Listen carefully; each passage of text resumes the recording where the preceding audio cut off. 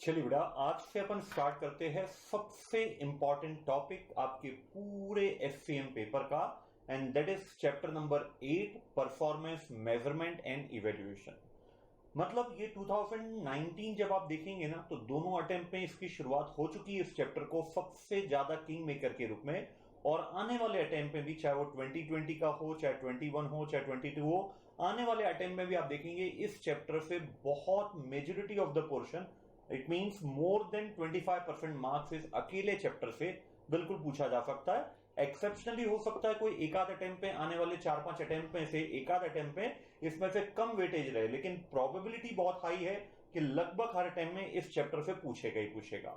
Indication बहुत simple है बेटा, जो स्किल असेसमेंट का आपका ऑब्जेक्टिव है इस टॉपिक, इस सब्जेक्ट का, वो majority of that portion will be fulfilled by this chapter known as chapter number 8, performance measurement and evaluation. ये आपको मिलेगा अगर आप आईसीआई का स्टडी मटेरियल की बात करेंगे तो सेकेंड वॉल्यूम का जो सबसे पहला चैप्टर है आईसीआई का, वो यही है, chapter number 8, performance measurement and evaluation, है ना। हेडिंग दीजिए बेटा आप अपनी कॉपी में, परफॉर्मेंस मेजरमेंट एंड इवेल्युएशन। अब इसमें थोड़ा सा चेंज मेरी तरफ से भी आएगा, और मैं आपसे रिक्वेस्ट करता हूं कि आप भी अपने लेवल पर चेंज कीजिए। जो अभी तक आपके 30 लेक्चर हो चुके हैं वो इंपॉर्टेंट थे, लेकिन they are not very much important है, उनसे भी कवरेज आएगा। आपको आराम से 35-40% मार्क उन्हीं 5-6 चैप्टर से मिलेंगे जो ऑलरेडी अपन ने कवर कर चुके हैं। लेकिन अब ये बहुत इंपॉर्टेंट चैप्टर की सीरीज आपकी चालू होती है फ्रॉम लेक्चर नंबर 31 ऑनवर्ड्स। सो मेरी तरफ से क्या चेंज होगा, मेरी तरफ से नंबर ऑफ रिपीटेशन इस चैप्टर से ऑनवर्ड्स बढ़ते जाएंगे। मतलब जो चीज इंपॉर्टेंट है उसको कई बार रिपीट करेंगे, उसके कई सारे एग्जाम्पल लेंगे। थोड़ी सी स्पीड ऑफ टीचिंग इस पर्टिकुलर चैप्टर में, चैप्टर नंबर 8 में, मेरी स्लोअर साइड में रहेगी, क्योंकि इस चैप्टर को अगर थोड़ा भी जल्दबाजी में किया गया तो पूरा वेस्ट हो जाएंगे। आप और मैं जो मेहनत करेंगे अभी 7 to 8 डेज इस चैप्टर में, यस, आराम से इसमें 7 to 8 डेज अपने को लगना है चैप्टर नंबर 8 को कंप्लीट करने के लिए। कोई जल्दबाजी भी नहीं है, क्योंकि सबसे इंपॉर्टेंट टॉपिक है तो समय भी कंपेरेटिवली इसको ज्यादा दिया जाना चाहिए। अब आपकी तरफ से क्या चेंज चाहता हूं बेटा, और खासकर इस चैप्टर में आपको आगे भी अडॉप्ट करना है टिल द बैच कंप्लीशन, लेकिन पर्टिकुलरली इस चैप्टर में आपको भी थोड़ा कॉन्सेंट्रेशन, जब आप ये वीडियो लेक्चर देख रहे हैं तो जो भी डिस्ट्रैक्शन है ना, मोबाइल फोन हो गया या कुछ भी फैमिली डिस्टर्बेंस है, उसको आपको अवॉइड करके थोड़ा सा ज्यादा कंसंट्रेशन के साथ ये पर्टिकुलर चैप्टर को डील करना पड़ेगा। And second and the most important thing जो आपको अपने आप पे चेंज लाना पड़ेगा, डेली का डेली आपको इस चैप्टर को रिवाइज करना पड़ेगा नेक्स्ट लेक्चर देखने से पहले। ये मान के चलिएगा बेटा, ये दो चीजें आपने करा, जब आप लेक्चर देख रहे हो तो कोई डिस्ट्रैक्शन आपको नहीं चाहिए, फुल कॉन्सेंट्रेशन के साथ आपको ये लेक्चर लर्न करना है। एंड द सेकेंड पॉइंट, जब भी आप नेक्स्ट लेक्चर देखें तो उसके प्रीवियस लेक्चर में अपन ने क्या पढ़ा था, एक क्विक रिवीजन, क्विक का मतलब 15 से 20 मिनट्स का रिवीजन आपको देना है। आप ये दो चीजें मुझे दीजिए, मैं आपको अश्योरेंस भी नहीं, मैं आपको गारंटी देता हूं कि दुनिया में सभी के लिए चैप्टर कितना भी टफ हो, आपके लिए चैप्टर मॉडरेट होगा। मैं इजी कभी नहीं बोलता बेटा, क्योंकि जो लेवल है इस चैप्टर का वो है अननेसेसरी। आपसे झूठ बोल के कोई मतलब नहीं कि चैप्टर बहुत इजी है, लेवल है इस चैप्टर का। मैं आपको गारंटी देता हूं कि ये चैप्टर आपके लिए मॉडरेट होगा, मतलब आप अचीव कर पाओगे जो रिक्वायरमेंट है आईसीआई की। बस दो चीजें आप मुझे दीजिएगा, पूरे 7 to 8 लेक्चर आपको बहुत कॉन्सेंट्रेशन के साथ लर्न करना है। And the second one is, जब भी लेक्चर आप नेक्स्ट लेक्चर देखते हैं तो उसके पहले आप अपनी कॉपी के थ्रू या नोट्स के थ्रू क्या क्या अपन ने प्रीवियस लेक्चर में पढ़ा था उसको आप 15 से 20 मिनट्स दीजिए। और फिर हर नए लेक्चर में अपन जब लास्ट लेक्चर का रिवीजन लेते ना, तो मेरी तरफ से भी एक बार वो रिवीजन हो जाएगा, तो you will feel very comfortable. Plus एक और चीज मैं इस चैप्टर से स्टार्ट कर रहा हूं, एमसीक्यू क्वेश्चन, या अपन बोले शॉर्ट क्वेश्चन, एक लाइन के क्वेश्चन, जिससे क्या होगा, दो बेनिफिट होगा। पहला, आपका इंटरप्रिटेशन एबिलिटी बढ़ेगी। सेकेंड पॉइंट, आपको रिकॉल करने में बहुत इजी जाएगा। ये चैप्टर ऐसा है, अगर क्लास में अपन ने 3 से 4 बार वही कंसेप्ट को बार बार रिकॉल कर लिया तो ये बहुत लॉन्ग टर्म तक आप इसको रिटेन कर पाएंगे।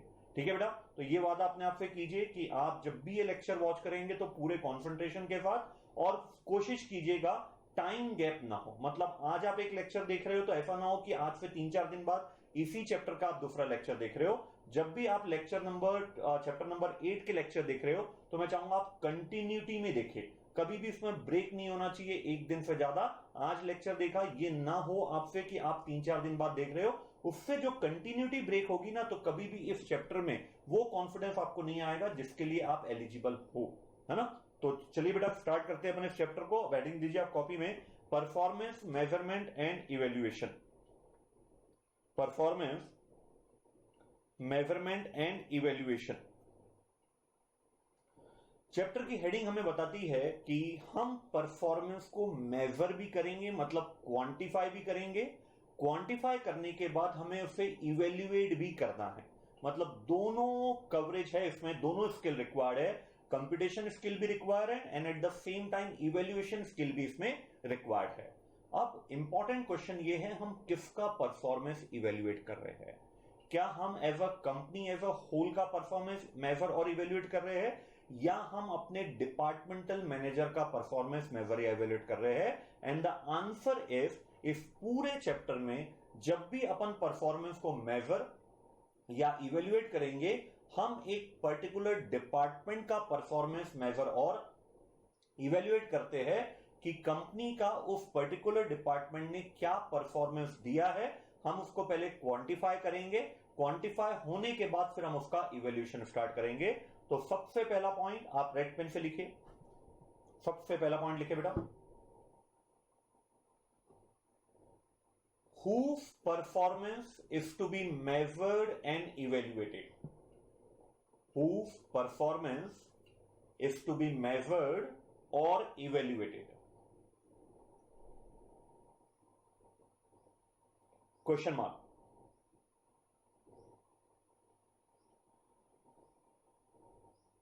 नेक्स्ट लाइन में लिखे बेटा, रेड पेन से कंटिन्यू करें। In this chapter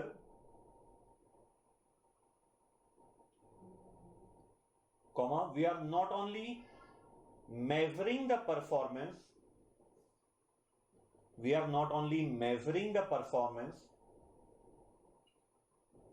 but we will evaluate the same of departmental performance. Departmental को अंडरलाइन या इन्वर्टेड कॉमा में लिखेगा, departmental performance.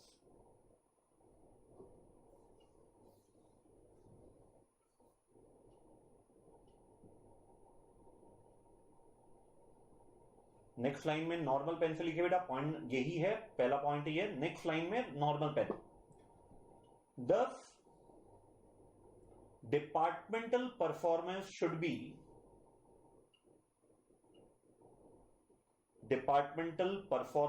be, next line में लिखेगा, फर्स्ट क्वांटिफाइड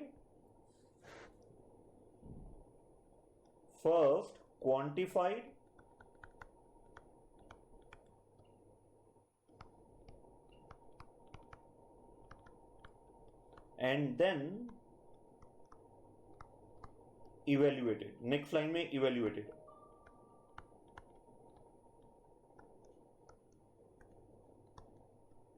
तो सबसे पहला पॉइंट यही है, हम डिपार्टमेंट का परफॉर्मेंस मेजर और इवेल्युएट कर रहे हैं।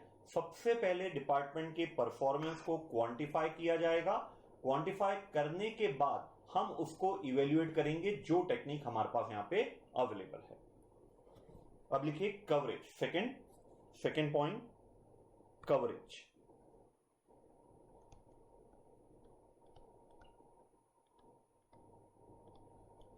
टोटल 4 पार्ट में अपन इस चैप्टर के कवरेज को, इस चैप्टर के टॉपिक को बाइफरकेट कर सकते हैं। पहले सुन लीजिए फिर अपन लिखेंगे। पहला है फाइनेंशियल मॉडल, मतलब सिर्फ और सिर्फ जब आप अपने डिपार्टमेंट को इवेल्युएट करेंगे तो फाइनेंशियल ग्राउंड पर आपको उनका परफॉर्मेंस मेजर करना है और फाइनेंशियल ग्राउंड पर ही आपको उनका परफॉर्मेंस को इवेल्युएट करना है। फाइनेंशियल में जब भी बोलता हूं तो मैं शॉर्ट टर्म की बात करता हूं, शॉर्ट टर्म मतलब 1 ईयर और लेस देन 1 ईयर की बात करता हूं। इस परफॉर्मेंस को आपको मेजर करना है तो आप फाइनेंशियल मॉडल बहुत सारे अपने पास 4 से 5 मॉडल है, उनके थ्रू आप परफॉर्मेंस को मेजर कीजिए और इवेल्युएट कीजिए। सेकेंड है ट्रिपल बॉटम लाइन। मतलब जो परफॉर्मेंस आप मेजर कर रहे हो ना सिर्फ उसमें फाइनेंशियल पॉइंट आना चाहिए, एनवायरमेंटल पॉइंट भी आना चाहिए एंड सोशल व्यू पॉइंट भी आना चाहिए, तो हम इसको बोलेंगे TBL, triple bottom line reporting network. Third और सबसे इंपॉर्टेंट टॉपिक इस चैप्टर का अगर कुछ है तो financial and non financial model अपने पास टोटल 4 दिए गए हैं। बैलेंस स्कोर कार्ड, बस नाम सुन लीजिएगा बेटा अभी तो, balance score card, performance prism, performance pyramid and building block model. ये 4 मॉडल सबसे इंपॉर्टेंट मॉडल है इस चैप्टर के, जो बोलते हैं जब भी आप परफॉर्मेंस को मेजर करो एंड मोस्ट इंपॉर्टेंटली जब आप उनको इवेल्युएट करो, तो आपका फोकस सिर्फ और सिर्फ फाइनेंशियल नहीं होना चाहिए, फाइनेंशियल के साथ साथ आपको ज्यादा वेटेज, वेटेज भी नहीं, ज्यादा वेटेज आपको नॉन फाइनेंशियल फैक्टर को देना चाहिए, क्योंकि लॉन्ग टर्म में अगर आप सक्सेस होना चाहते हैं तो सिर्फ फाइनेंशियल ग्राउंड पर अगर आपका इंप्रूवमेंट हो रहा है तो it's not a guarantee that you will be a player for the long run. अगर आपको लॉन्ग रन के लिए ऑर्गेनाइजेशन को इस कॉम्पिटिटिव वर्ल्ड में मार्केट लीडर बना के रखना है, तो आपको at the same time financial को ध्यान देना है, जो हमारे शॉर्ट टर्म ऑब्जेक्टिव को फुलफिल करेगा, एंड लॉन्ग टर्म ऑब्जेक्टिव हो गया हमारा customer satisfaction, employee satisfaction, R&D, innovation, क्या नया हम कर रहे हैं, इसी के आधार पे हम अपना लॉन्ग टर्म शेयर को मेंटेन कर पाएंगे। फिर एक लास्ट मॉडल आता है इसमें, not for profit sector organisation, ऐसी ऑर्गेनाइजेशन जिनका प्राइमरी ऑब्जेक्टिव प्रॉफिट अर्न करना नहीं है, क्या उनके लिए जरूरी है कि वो अपने डिपार्टमेंट के परफॉर्मेंस को मेजर और इवेल्युएट करें? अगर वो करेंगे तो फिर वो किस प्रकार से अपने डिपार्टमेंट को मेजर या इवेल्युएट करेंगे, क्योंकि उनका बेसिक ऑब्जेक्टिव कहीं भी प्रॉफिट कमाना नहीं है। तो टोटल 4 टॉपिक बोल सकते हैं बेटा आप, 4 टॉपिक क्या क्या?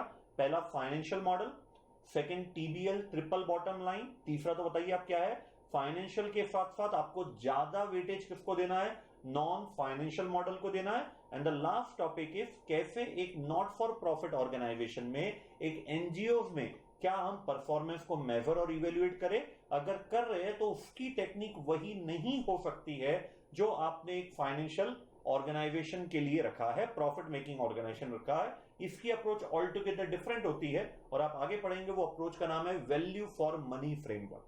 ठीक है बेटा, लिखिए coverage.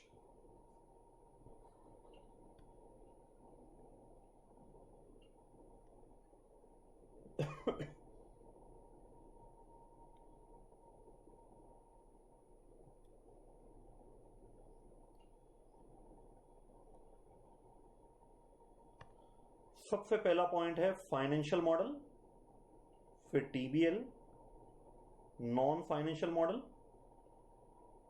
And not for profit organisation. तो सबसे पहला लिखिए आप financial model.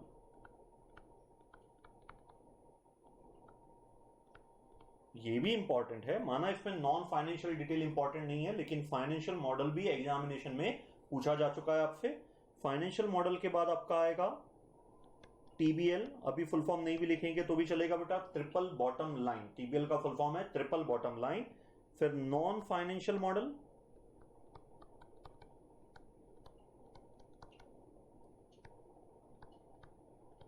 And the last one is not for profit organisation.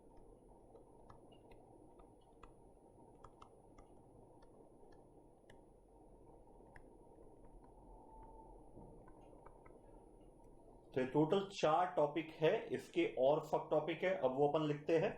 Financial model में सबसे पहला टॉपिक है आपके पास ROI,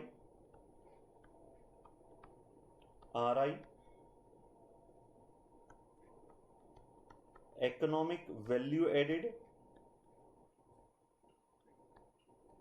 and shareholder value added. अभी सब एब्रीविएशन लिखिए, बाद में जब अपन इसको डिस्कस करेंगे तो आराम से आपको इनके एब्रीविएशन क्लियर हो जाएंगे कि इनका मतलब क्या है, ईवीए का मतलब या एसवीए का मतलब। फिर नॉन फाइनेंशियल मॉडल में आपके पास टोटल 4 मॉडल है। पहला balanced score card,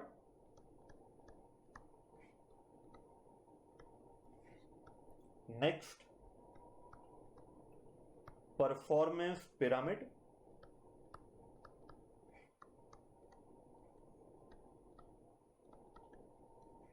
next building block model,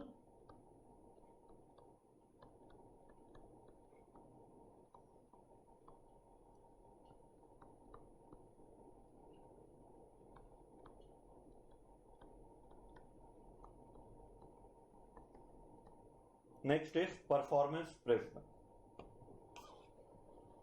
और सबसे इंपॉर्टेंट मैं वापस रिपीट कर दूं, इस चैप्टर में अगर सबसे इंपॉर्टेंट कुछ है, सबसे ज्यादा एनालिटिकल कुछ है, इमेजिनेशन वाले पॉइंट है, तो वो है नॉन फाइनेंशियल मॉडल में।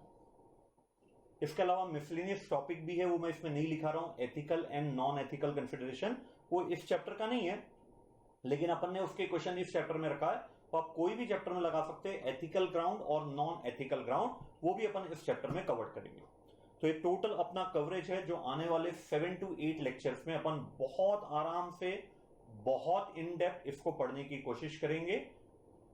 ध्यान दीजिएगा, एक रियल चार्टर्ड अकाउंटेंट, जो एक स्टूडेंट, अगर आप SCMPE की बात करेंगे तो आपका रियल टेस्ट, अगर स्किल एबिलिटी को आपको चेक करना है, एनालिटिकल एबिलिटी को आपको चेक करना है, कभी भी वो इजी चैप्टर से नहीं होगा, वो हमेशा टफ चैप्टर से होगा। टफ चैप्टर तभी होता है जब अपन अपनी तरफ से उसमें एफर्ट्स नहीं देते हैं बेटा। जहां आपने टफ चैप्टर में अपने एफर्ट्स जस्ट डबल कर दिया, आई विल गारंटी यू वो चैप्टर टफ कितना भी होगा, लेकिन आपके लिए वो मॉडरेट होगा। टफ तभी होता है जब जितना समय उसको हमें दिया जाना चाहिए था, हम कंपेरेटिवली उससे कम समय देते हैं। हम सोचते दूसरे चैप्टर पे भी हमने इतनी मेहनत किया, वो भी हमें आ गया, तो उतनी ही मेहनत में ये वाला चैप्टर आ जाएगा, लेकिन नहीं होगा बेटा। आपको इस चैप्टर में बहुत बहुत ज्यादा मेहनत करना पड़ेगा। अभी आप मेहनत कर लीजिए, मैं आपको गारंटी दे रहा हूं, जब भी आप रिवाइज करेंगे ये चैप्टर आपको प्रॉब्लम नहीं आएगा। नहीं तो हमेशा फिर इस चैप्टर का फोबिया बना रहेगा। मैं एज अ टीचर हमेशा सोचता हूं कि यार बच्चों को मैं पहले चैप्टर इजी बोलूं या पहले टफ बोलूं, लेकिन कई बार मैंने डिसाइड किया हूं कि भैया जो रियलिटी है वो मैं अपने स्टूडेंट के सामने रखूं। अगर टफ है तो मैं उन्हें टफ बताऊं, अगर इजी है तो मैं उसे इजी बनाऊं। बस मेरी कोशिश ये रहती है कि मैं अपने एफर्ट्स के थ्रू जो भी टफ चैप्टर है वो अपने स्टूडेंट के लिए मैं उसको मॉडरेट बनाऊं। बस आपका मुझे सहयोग लगेगा, कोऑपरेशन लगेगा। दो चीजें मैंने आपको बोला हूं, मैं वापस रिपीट कर रहा हूं बेटा। इतनी बार आपने देखा होगा अभी तक 30 लेक्चर्स में मैंने कभी भी इतना फोकस, इतना रिपीटेशन नहीं किया हूं मेरी बातों का, जो मैं आपसे एक्सपेक्ट करता हूं। लेकिन मेरी मजबूरी है, इस चैप्टर में मुझे बार बार वो रिपीटेशन करना पड़ रहा है कि मेरे को दो चीजें आपसे एक्सपेक्टेड है। पहला, फुल कॉन्सेंट्रेशन चाहिए 3.5 आवर्स में। जब भी आपको समय दिया जाएगा आप अपनी तरफ से 100% एफर्ट दीजिएगा। अभी तक आपने 99% एफर्ट दिया था 30 लेक्चर्स में, तो इस चैप्टर में आपको अपने 100% एफर्ट देना है। एंड सेकेंड पॉइंट, जब भी आप नेक्स्ट लेक्चर पढ़े लर्न करेंगे, उसके पहले आपको प्रीवियस लेक्चर में 15 to 20 मिनट्स देना है। और तीसरी चीज मैंने आपसे एक और रिक्वेस्ट किया था, इस चैप्टर में गैप मत कीजिएगा। मतलब कंटिन्यूटी में अगर आप इसके लेक्चर देखेंगे तो आप लिंक बना पाएंगे एक टॉपिक का दूसरे टॉपिक से। जहां इसमें गैप हुआ, मतलब ये चैप्टर अगर आपने 15-20 डेज में वीडियो लेक्चर्स में कंप्लीट किया कि आज देखा फिर 3-4 दिन बाद देखा, तो कॉन्फिडेंस थोड़ा सा दिक्कत आएगी बेटा ना। तो इसमें कंटिन्यूटी रखिएगा। फिर आपको ब्रेक चाहिए तो आप फिर ब्रेक ले लीजिएगा जब ये चैप्टर खत्म हो, लेकिन इस चैप्टर में कंटिन्यूटी में आप लेक्चर देखिएगा, है ना। चलिए अब मैं स्टार्ट करता हूं इस चैप्टर को फॉर्मली। सिर्फ अभी तक अपन ने एक ही चीज नहीं पढ़ा है इसमें, हम किसके परफॉर्मेंस को मेजर और इवेल्युएट कर रहे हैं, हम डिपार्टमेंट के परफॉर्मेंस को मेजर और यहां पे इवेल्युएट कर रहे हैं, है ना। अब अपनी लर्निंग अपन आगे बढ़ाते हैं। लिखिए आप थर्ड पॉइंट, ये भी इंपॉर्टेंट पॉइंट है, हेडिंग दीजिए आप, objective of good performance measure. Objective of good performance major.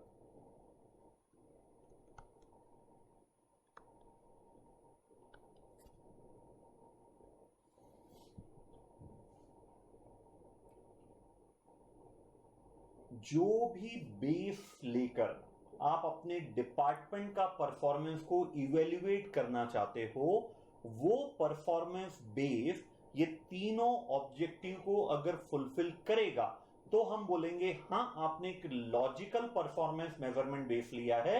अब उसके आधार पे आप अपने डिपार्टमेंट को इवेल्युएट करते हो तो फिर आपको प्रॉपर रिजल्ट मिलेगा, आप अपनी बातें अपने डिपार्टमेंटल मैनेजर तक कन्वे भी कर पाएंगे। तो whatever performance measure you are using, Based on that, you will be evaluating the departmental performance. Must fulfill all the 3 objectives at the same time. ये तीनों ऑब्जेक्टिव्स अगर वो परफॉर्मेंस मेजर फुलफिल करेगा तो ही वो हमारे लिए गुड परफॉर्मेंस मेजर कहलाएगा। ध्यान दीजिएगा, ये बहुत इंपॉर्टेंट है। लगभग हर अल्टरनेट क्वेश्चन में आपको इस पॉइंट की कहीं ना कहीं जरूरत पड़ेगी। तो मैं चाहूंगा जो आपने थर्ड पॉइंट लिखा है इसको इंपॉर्टेंट मार्क कर दीजिए आप। ये बहुत इंपॉर्टेंट है। जब आप रिवाइज भी करो तो इस पर थोड़ा सा आपको एक्स्ट्रा टाइम देना है, क्योंकि ये आपका बेस बनाएगा आगे वाले क्वेश्चंस के लिए। सबसे पहला पॉइंट लिखे बेटा हेडिंग के रूप में, गोल कॉन्ग्रुएंस। सबसे पहला ऑब्जेक्टिव गोल कॉन्ग्रुएंस। ये टर्मिनोलॉजी है यहां पे आपके स्क्रीन के सामने।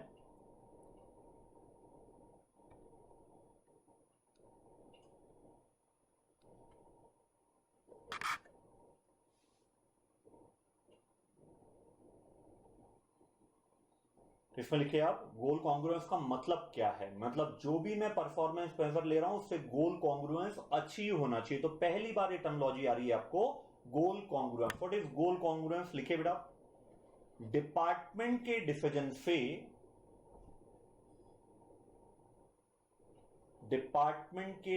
से कंपनी को बेनिफिट होना ही चाहिए। डिपार्टमेंट के डिसीजन से कंपनी को बेनिफिट होना ही चाहिए। तो अगर ऐसा हो रहा है तो हम बोलेंगे हमने गोल कॉन्ग्रुएंस अचीव किया है। अगर ऐसा नहीं हो रहा है, डिपार्टमेंट के डिसीजन से कंपनी को लॉस हो रहा है, तो हम बोलेंगे हमने गोल कॉन्ग्रुएंस अचीव नहीं किया है। होता क्या है बेटा, यहां पे अगर डिपार्टमेंटल मैनेजर सेल्फिश हो जाए, वो ऐसा डिसीजन ले जिससे उसके डिपार्टमेंट को तो बेनिफिट हो रहा है, लेकिन उसके द्वारा लिए गए डिसीजन से ओवरऑल कंपनी को लॉस हो रहा है, तो हम बोलेंगे ये परफॉर्मेंस मेजर आपका वैलिड नहीं है। ऐसा परफॉर्मेंस मेजर आपको चूज करना चाहिए जो आपके डिपार्टमेंटल मैनेजर को इंसेंटिव प्रोवाइड करे कि भैया ना सिर्फ ये डिसीजन आप अगर लेते हो तो ये आपको भी फायदा होगा and at the same time organisation को भी इससे बेनिफिट होगा। कुछ देखेंगे अपने पास फाइनेंशियल मॉडल में है, कुछ ऐसे परफॉर्मेंस मेजर है जिनके आधार पर आप ये गारंटी नहीं दे सकते कि जो भी डिपार्टमेंटल अपने लिए डिसीजन ले रहा है उससे उस डिपार्टमेंट को तो बेनिफिट हो ही रहा है, साथ में कंपनी को भी बेनिफिट हो रहा है। लेकिन कुछ परफॉर्मेंस मेजर अपने पास ऐसे है जिनके आधार पे अगर डिपार्टमेंट अपना डिसीजन लेता है तो न सिर्फ डिपार्टमेंट को बेनिफिट होता है बल्कि ऑर्गेनाइजेशन को भी बेनिफिट होता है। तो सबसे पहला पॉइंट आपका यही है, जो भी आप परफॉर्मेंस मेजर सिलेक्ट करें वो इंसेंटिव प्रोवाइड करे डिपार्टमेंटल मैनेजर को कि वो डिसीजन ले जिससे न सिर्फ उसको बेनिफिट हो बल्कि ओवरऑल ऑर्गेनाइजेशन को बेनिफिट होना ही चाहिए। ये पहला पॉइंट बेटा। सेकेंड ऑब्जेक्टिव लिखे, अकाउंटेबिलिटी। अकाउंटेबिलिटी इसमें डैश करके लिखिए आप, departmental manager should be held accountable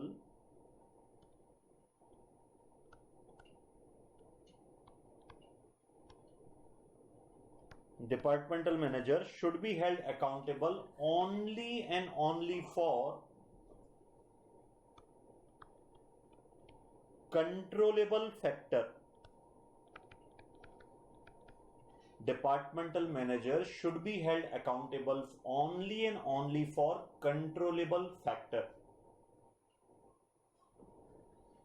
दूसरे शब्दों में बोलूं तो बेटा, अगर जब भी आप परफॉर्मेंस को मेजर कर रहे हो तो आपको ध्यान में रखना है ऐसा कोई भी फैक्टर, चाहे वो कॉस्ट हो चाहे वो रेवेन्यू हो, उस डिपार्टमेंट से रिलेटेड, वो आपको कंसिडर नहीं करना है if that factor is uncontrollable from the departmental view point. अगर डिपार्टमेंट का उस पर कोई डायरेक्ट कंट्रोल नहीं था तो न तो उसको अकाउंटेबल हेल्ड करना है, न ही आपको उसके लिए उसको रिवॉर्ड देना है। तो you should be very clear while measuring the performance कि हम उस परफॉर्मेंस को मेजर करते समय सिर्फ वही फैक्टर शामिल करेंगे जो उसके कंट्रोल में हैं। जो अनकंट्रोलेबल फैक्टर है वो हम उससे उसको इवेल्युएट नहीं करेंगे। Sir what do you mean by uncontrollable factor? Uncontrollable factor मतलब है बेटा हेड ऑफिस का खर्चा, one of the example head office का खर्चा। हेड ऑफिस का खर्चा अनडाउटेडली सभी डिपार्टमेंट में अपॉर्शन किया जाएगा। एग्री और डिसएग्री? बिल्कुल, क्योंकि हेड ऑफिस अपने लिए वर्क नहीं कर रहा है, वो क्यूमुलेटिवली वर्क कर रहा है सभी डिपार्टमेंट के बेनिफिट के लिए। तो अगर 10 करोड़ रुपए की कॉस्ट लगी है हेड ऑफिस की, तो डेफिनेटली हेड ऑफिस की कॉस्ट सभी डिपार्टमेंट में एक लॉजिकल बेसिस पर अपॉर्शन किया जाएगा और उनको बियर भी करना पड़ेगा। लेकिन वो अकाउंटिंग की बात हो गई। जब आप उनके परफॉर्मेंस को इवेल्युएट करेंगे तो आपको ध्यान रखना पड़ेगा, आपको ऐसे कोई खर्चे उनके परफॉर्मेंस के मेजरमेंट में शामिल नहीं करना है जो उनके कंट्रोल में नहीं है। सेकंड, एक और एग्जांपल मैं आपको दे देता हूं। ऐसा बहुत बार होता है कि जो एसेट परचेज की गई वो डिपार्टमेंट के नाम से परचेज की गई, लेकिन उस एसेट का बेनिफिट उस डिपार्टमेंट को नहीं मिल रहा है, दूसरे डिपार्टमेंट या हेड ऑफिस को मिल रहा है। तो अब अकाउंटिंग व्यू पॉइंट से अगर आप देखेंगे, जिसके नाम से वो एसेट, ओनरशिप जिसके पास है, वही डेप्रिसिएशन क्लेम करता है। तो डेप्रिसिएशन क्लेम करने से उसका प्रॉफिट कम हो रहा है, जबकि ऐसी एसेट जो माना ओनरशिप डिपार्टमेंट की है, लेकिन उस एसेट का बेनिफिट या तो दूसरे डिपार्टमेंट को मिल रहा है या हेड ऑफिस को मिल रहा है, तो ये डेप्रिसिएशन भी अनकंट्रोलेबल कहलाएगा from the department view point, क्योंकि एक ऐसा खर्चा है जिसका बेनिफिट उसने अवेल ही नहीं किया डिपार्टमेंट ने, तो उसका वो खर्चा क्यों बियर करे। तो बहुत बहुत लॉजिकल पॉइंट है अकाउंटेबिलिटी। जब भी हम डिपार्टमेंट के परफॉर्मेंस को मेजर या इवेल्युएट करेंगे, हमें सिर्फ वही फैक्टर कंसिडर करना है जो डायरेक्ट कंट्रोल में है डिपार्टमेंट के। क्लियर है बेटा? चलिए थर्ड पॉइंट लिखे आप, objective.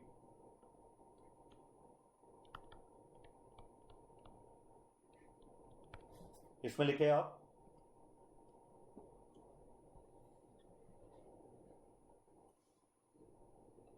not only the short term objective, not only the short term objective,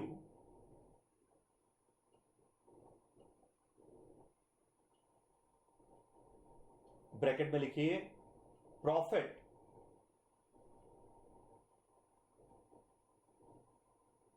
bracket close, but also the long term objectives, but also the long term objectives, bracket में लिखे बेटा customer satisfaction, customer satisfaction, comma employee satisfaction, customer satisfaction, employee satisfaction, comma innovation etcetera, bracket close, should be fulfilled. तो आपको ध्यान रखना है, जब भी आप अपने डिपार्टमेंट की परफॉर्मेंस को मेजर करते हैं तो आप ये चेक कीजिए क्या वो शॉर्ट टर्म ऑब्जेक्टिव पे ध्यान दे रहे हैं या उनका इक्वली ध्यान लॉन्ग टर्म ऑब्जेक्टिव्स पे भी है। क्योंकि अगर आपको लॉन्ग टर्म में सर्वाइव करना है तो फाइनेंशियल के साथ साथ आपको नॉन फाइनेंशियली भी बहुत स्ट्रांग होना पड़ेगा। अब एक काम कीजिए बेटा, जो सेकेंड पॉइंट में आपने कंट्रोलेबल लिखा है ना, उस पर स्टार लगाइए। सेकेंड पॉइंट में जो आपने कंट्रोलेबल लिखा है ना, कंट्रोलेबल फैक्टर, उस पर स्टार लगाइए और उसका मीनिंग लिख दीजिए कॉपी में, ऊपर टॉप मार्जिन पे लिख दीजिए एग्जाम्पल ऑफ अनकंट्रोलेबल फैक्टर। दो एग्जाम्पल लिखेंगे अपन जो अभी अभी अपन ने डिस्कस किया था, एग्जाम्पल ऑफ अनकंट्रोलेबल फैक्टर। इसमें पहला एग्जाम्पल लिखिए बेटा, apportionment of head office expenses, apportionment of head office expenses।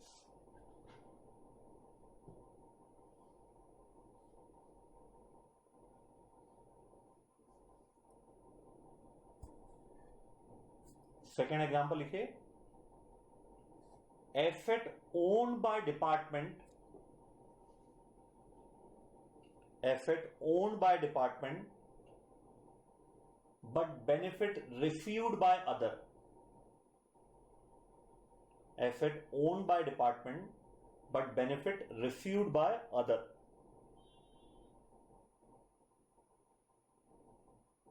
तो देखिए बेटा, दो चीजें अभी तक अपन ने डिस्कस किया इस चैप्टर में। सबसे पहला हम किनका परफॉर्मेंस मेजर और इवेल्युएट कर रहे हैं, बोलते चलिए डिपार्टमेंट का हम परफॉर्मेंस मेजर और इवेल्युएट कर रहे हैं। क्या आप बोल सकते हैं मुझे बिना देखे ट्राई कीजिए बेटा, खोने के लिए कुछ भी नहीं है आपके पास। डेफिनेटली जितना आप माइंड में स्ट्रेस देंगे उतना ज्यादा आपको बेनिफिट मिलेगा। क्या आप मुझे तीनों ऑब्जेक्टिव की हेडिंग बता सकते हैं? एक गुड परफॉर्मेंस मेजर को क्या क्या ऑब्जेक्टिव्स ध्यान में रखना पड़ेगा, या क्या क्या ऑब्जेक्टिव्स उनको फुलफिल करना पड़ेगा? एक बार सोचिए बेटा, मैं आपको दे रहा हूं 30 सेकेंड। सिर्फ हेडिंग भी अगर आपको याद आ गई तो आप उसके अंदर के कंटेंट बहुत इजीली लिख पाएंगे। 30 सेकेंड है आपके पास।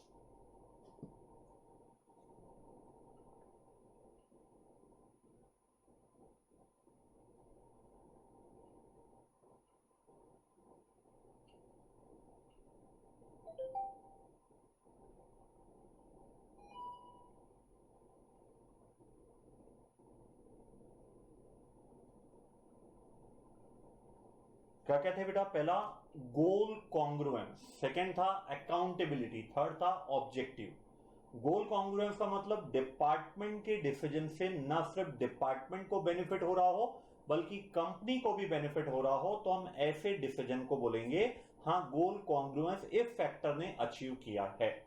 सेकंड पॉइंट था अकाउंटेबिलिटी, मतलब डिपार्टमेंट को सिर्फ उन्हीं फैक्टर के लिए रिस्पॉन्सिबल माना जाए। मतलब जब भी आप उनका परफॉर्मेंस मेजर करो, include only those factor which are under the direct control of the departmental manager. Uncontrollable factor के लिए आप डिपार्टमेंट को रिस्पॉन्सिबल नहीं मान सकते।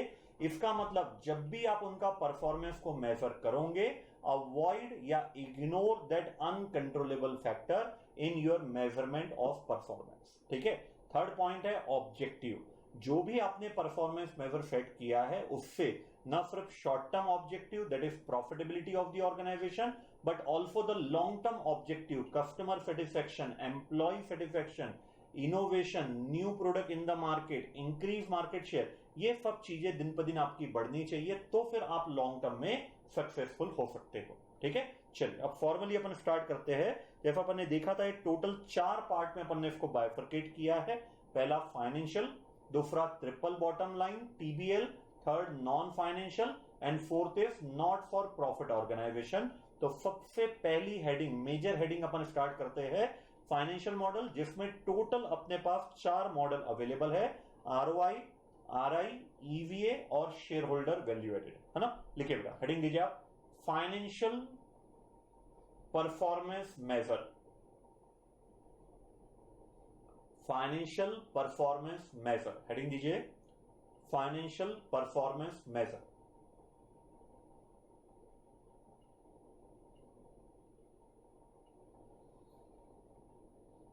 इसमें लिखिए नेक्स्ट लाइन में पहला पॉइंट, ये हेडिंग दे दीजिए बेटा, अंडरलाइन कर दीजिए इसको, या जो आपके पास हाईलाइटर है तो हाईलाइट कर दीजिए इसको। मेन हेडिंग होगी फाइनेंशियल मॉडल।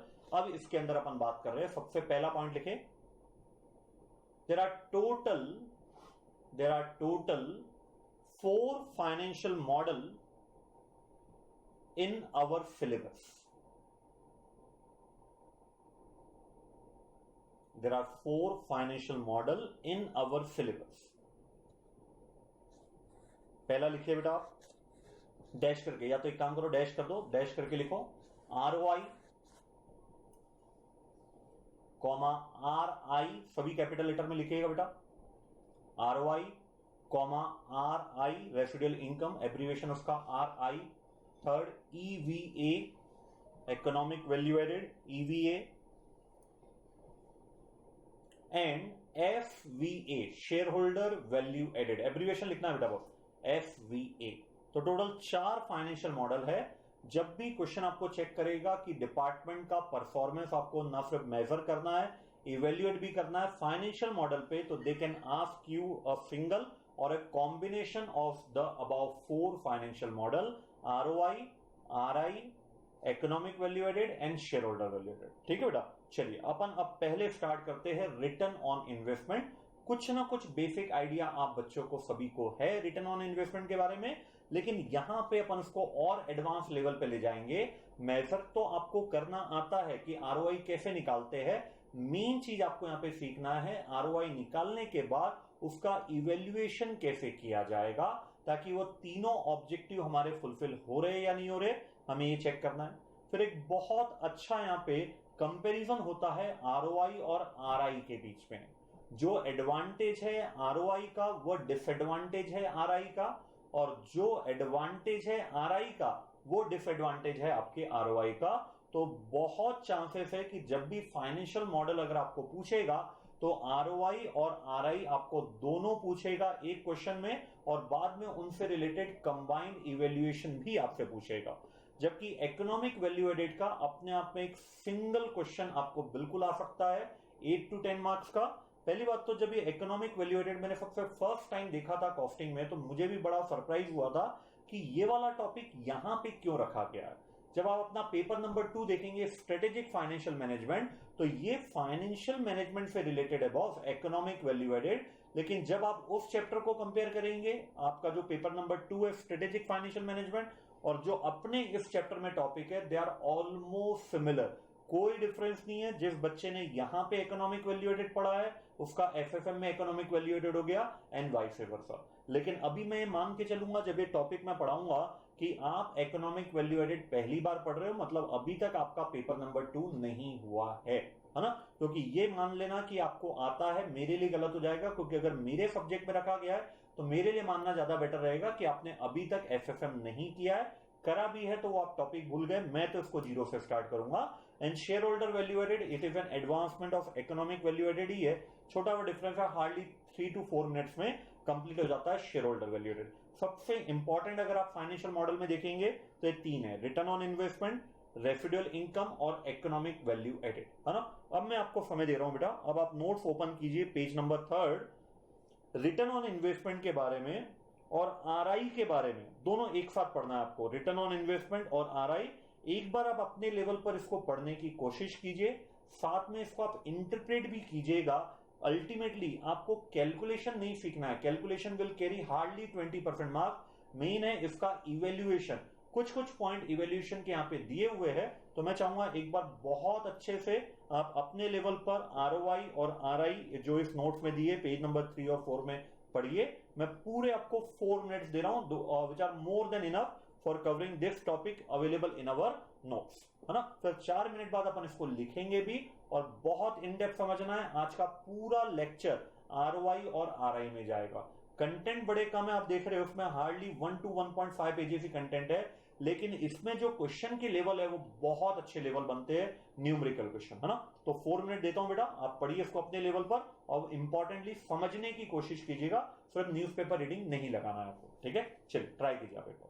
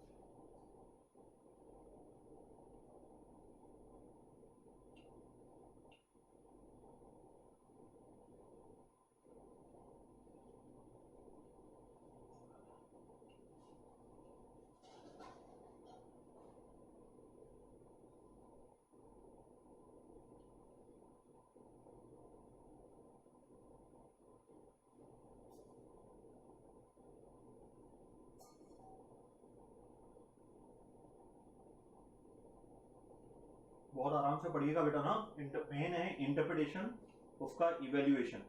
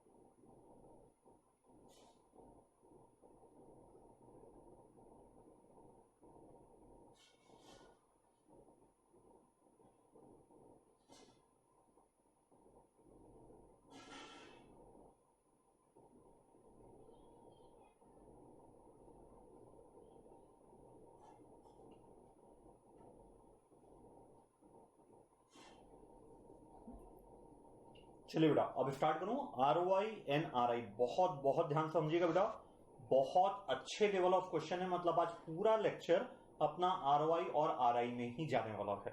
चलिए स्टार्ट करते हैं अपन। सबसे पहला topic ROI।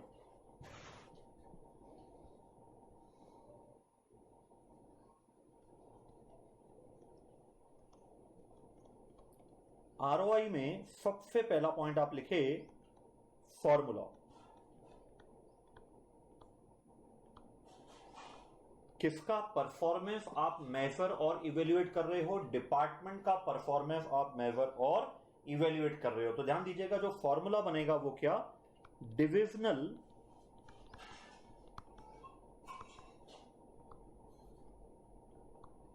Controllable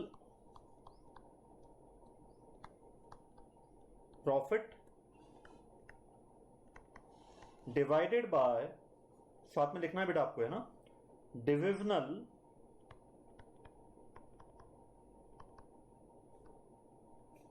controllable asset into 100।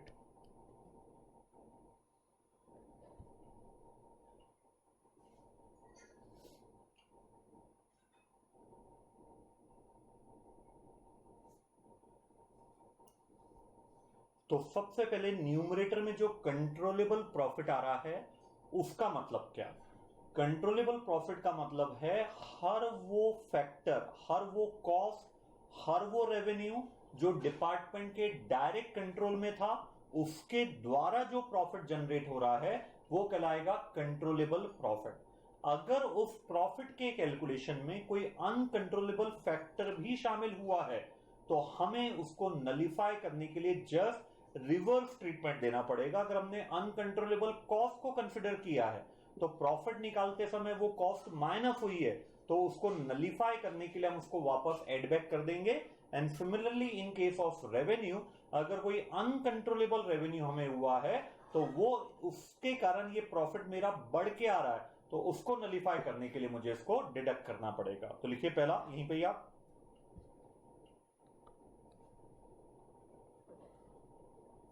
the profit should be controllable profit।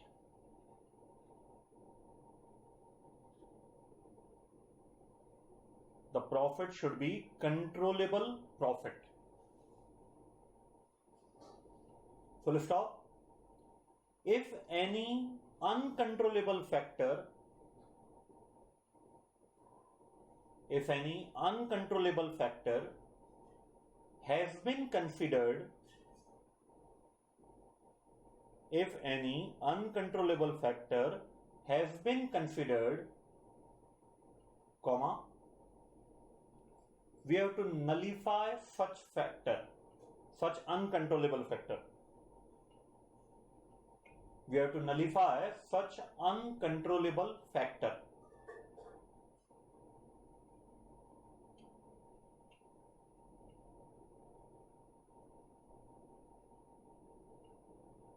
इसी पॉइंट में नेक्स्ट लाइन में लिखे आप,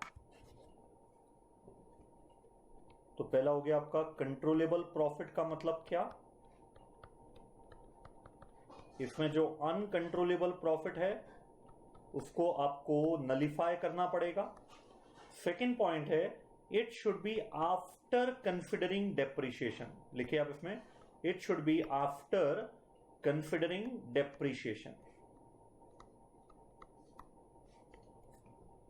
मतलब अगर वो एसेट की ओनरशिप डिपार्टमेंट के पास हो या ना हो, अगर उस एसेट का बेनिफिट इस डिपार्टमेंट को मिला है तो उसके प्रॉफिट में से इसको डिडक्ट किया जाएगा, क्योंकि ये कंट्रोलेबल फैक्टर है।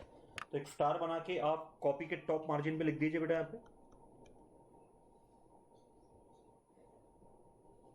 अगर डिपार्टमेंट को एसेट का बेनिफिट मिला हो, अगर डिपार्टमेंट को एसेट का बेनिफिट मिला हो,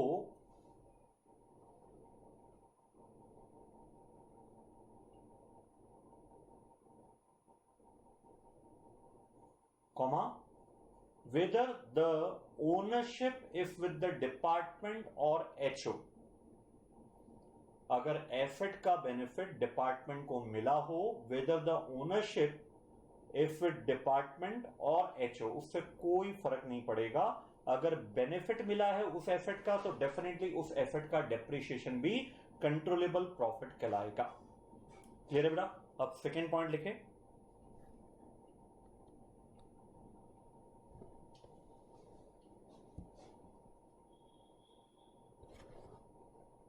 controllable assets.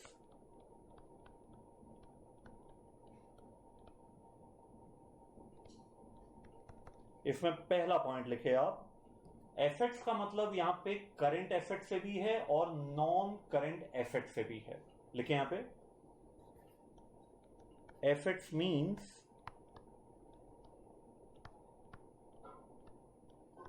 Non current asset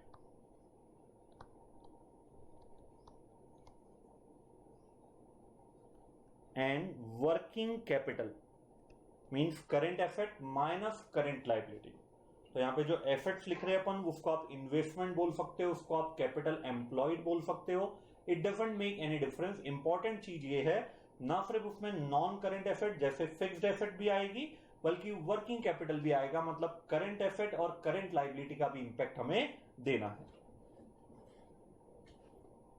that is, next line में लिखिए, पॉइंट यही है, that is non current asset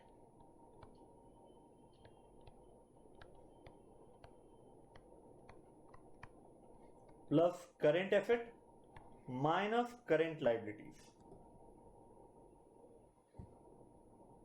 जो चीज मैंने ऊपर लिखा बेटा उसी को बस जस्ट अपन ने एक इक्वेशन के रूप में लिख दिया कि यहां पे एसेट का मतलब non current asset minus current liability, that is working capital को आपको यहां पे कंसिडर करना है।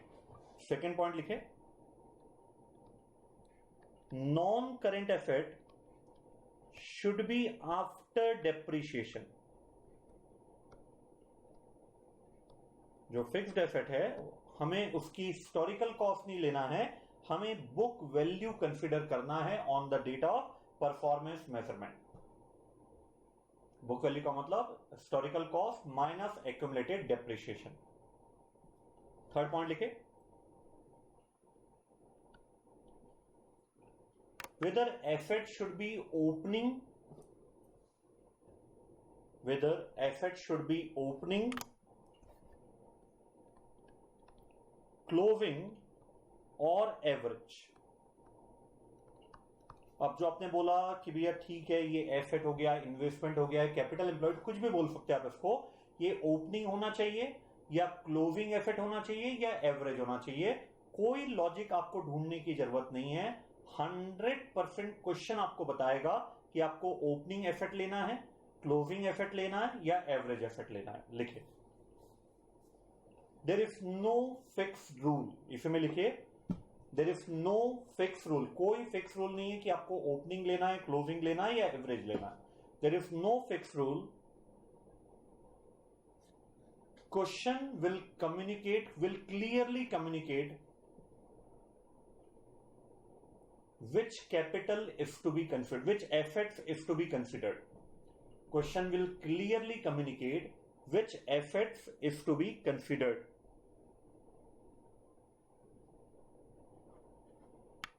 क्वेश्चन आपको क्लियर कट बताएगा बेटा, अपना हेडेक नहीं है कि ओपनिंग लेना है, क्लोजिंग लेना है या एवरेज लेना है।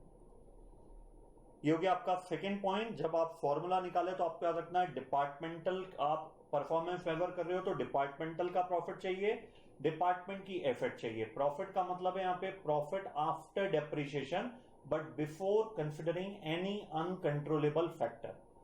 एसेट का मतलब है यहां पे नॉन करेंट एसेट और वर्किंग कैपिटल, डेफिनेटली वो आफ्टर डेप्रिसिएशन होना चाहिए जो आपकी नॉन करेंट एसेट है।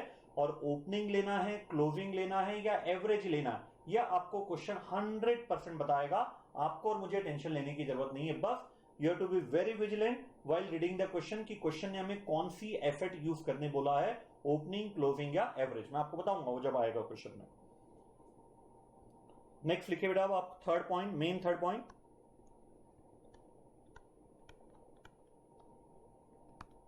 ROI is expressed in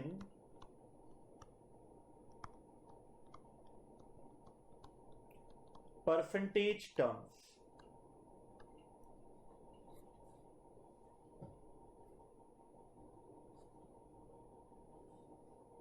ROI is expressed in percentage term.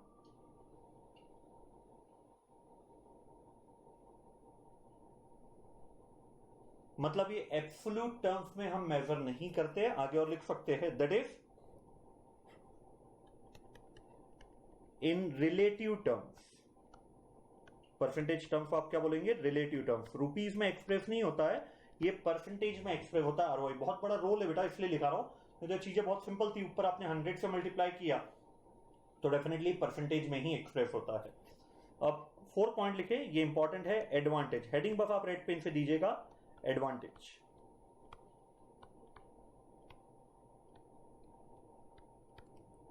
और फिर 5th पॉइंट में अपन लिखेंगे disadvantage.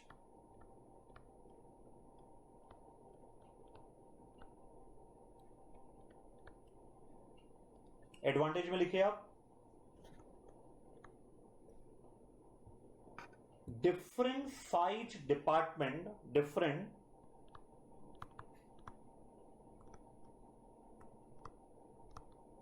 size department can be compared.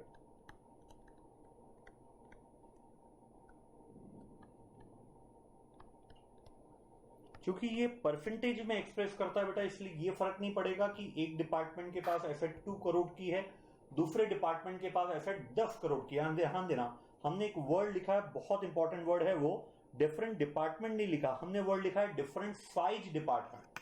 मतलब डिपार्टमेंट तो अलग अलग है, साथ में उनका जो एसेट का अमाउंट है वो बहुत डिफर करता है।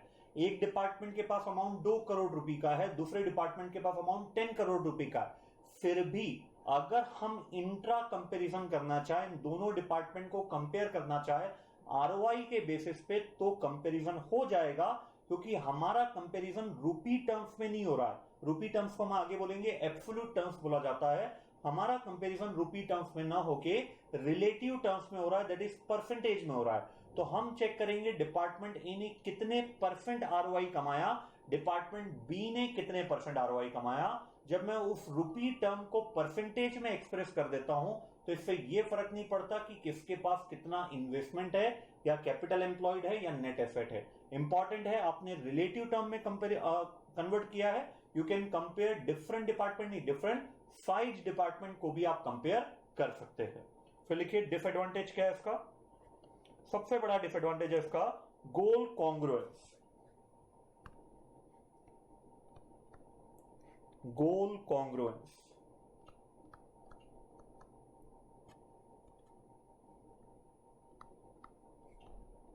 may not be achieved। May not बेटा अपन लिख जरूर रहे लेकिन 100% है। अभी अपन इसको प्रूव भी करेंगे और आगे वाले बहुत सारे क्वेश्चन में अपने को प्रूव करना है। तो पहले तो गोल कॉन्ग्रुएंस वापस से रिवाइज कीजिए। डिपार्टमेंट के डिसीजन से अगर ओवरऑल कंपनी को बेनिफिट हो रहा है तो हम बोलेंगे गोल कॉन्ग्रुएंस अचीव हुआ है। रिपीट कीजिए आप मेरे साथ, डिपार्टमेंट के डिसीजन से आगे आप बोलते जाइएगा बेटा, डिपार्टमेंट के डिसीजन से आगे बोलिए कंपनी को ओवरऑल बेनिफिट हुआ है तो हम बोलेंगे गोल कॉन्ग्रुएंस अचीव हुआ है। तो आरओआई का सबसे बड़ा डिसएडवांटेज है जो डिपार्टमेंट डिसीजन लेता है बेस्ड ऑन आरओआई उससे कंपनी को भी बेनिफिट होगा, इस बात की कोई गारंटी नहीं है। वापस रिपीट करिएगा साथ में, आरओआई के हिसाब से जो डिपार्टमेंट अपना डिसीजन लेगा इट्स नॉट अ गारंटी कि डिपार्टमेंट के डिसीजन से कंपनी को भी बेनिफिट होगा। हो सकता है डिपार्टमेंट का डिसीजन से डिपार्टमेंट को बेनिफिट मिल रहा हो लेकिन ओवरऑल ऑर्गेनाइजेशन को कोई भी बेनिफिट नहीं मिल रहा है। तो सबसे बड़ा डिसएडवांटेज अगर इसका है तो goal congruence may not be achieved, है ना। अब एक एग्जांपल है, मैं थोड़ा सा जानबूझ के इसमें टफ रखूंगा बेटा। पहले मैं मौका आपको ही दूंगा कि आप अपने लेवल पर कुछ ना कुछ नया सोच पाए, फिर मैं आपको उसको एक्सप्लेन करूंगा कि इसको कैसे सॉल्व करना था। एक छोटा सा एग्जांपल दिया है, पेज नंबर 3 निकालिए आप नोट्स का, पेज नंबर 3। ये क्वेश्चन आपके सामने इंडिपेंडेंट है। डिपार्टमेंट अल्फा का डिसीजन ऑल टुगेदर आपको अलग लेना है, डिपार्टमेंट बीटा का डिसीजन ऑल टुगेदर आपको अलग लेना है। आपको मुझे ये बताना है कि डिसीजन क्या रहेगा डिपार्टमेंट वाइज और कंपनी वाइज। और डिसीजन क्या है मैं आपको बता रहा हूं, एक मिनट। आपको मुझे बताना है डिपार्टमेंट वाइज और कंपनी वाइज क्या डिसीजन होगा डिपार्टमेंट अल्फा में और डिपार्टमेंट बीटा में। अगर डिपार्टमेंट को फुल ऑटोनॉमी दी जाती है कि आप अपने इन्वेस्टमेंट डिसीजन खुद लीजिए, और देना ही पड़ेगा बेटा, आरओआई जब भी आप मेजरमेंट होता है तो डिपार्टमेंट को पूरी ऑटोनॉमी दी जाती है कि आप अपने डिसीजन खुद लीजिए, तो वो डिपार्टमेंट नया इन्वेस्टमेंट करेगा इस क्वेश्चन में या नहीं करेगा, आपको ये बताना है। और कंपनी क्या चाहेगी कि डिपार्टमेंट को इन्वेस्टमेंट करना चाहिए नया वाला या नहीं। ये देखिए, ये आपके पास एक इन्वेस्टमेंट अपॉर्चुनिटी अवेलेबल है, आपको बस इस क्वेश्चन में यही सोचना है क्या डिपार्टमेंट के एंगल से ये इन्वेस्टमेंट सही होगा या नहीं होगा। लॉजिक आपको सोचना पड़ेगा, डिपार्टमेंट क्या सोच के अपना डिसीजन लेगा मैंने अभी तक आपको कम्युनिकेट नहीं किया हूं, और कंपनी क्या सोच के अपना डिसीजन लेगी ये भी आपको देखना पड़ेगा। ऐसा आप डिपार्टमेंट अल्फा के बारे में भी सोचिए, डिपार्टमेंट बीटा के बारे में भी सोचिए। एक बार आप अपने लेवल पे ट्राई कीजिए बेटा रफ पेज में, फिर मैं आपको समझाता हूं कि कैसे डिसाइड करेगा डिपार्टमेंट आरओआई के हिसाब से। आरओआई के हिसाब से ना, ध्यान दीजिएगा, डिपार्टमेंट का डिसीजन आरओआई के हिसाब से होगा, क्या वो नया प्रोजेक्ट लगाना चाहेगा या नहीं। अगर वो आरओआई के हिसाब से डिसाइड करे तो उसका डिसीजन क्या और कंपनी का डिसीजन क्या। मैं समय दे रहा हूं आपको पूरे 3 मिनट इसको एक बार अपने लेवल पर सॉल्व करने के लिए।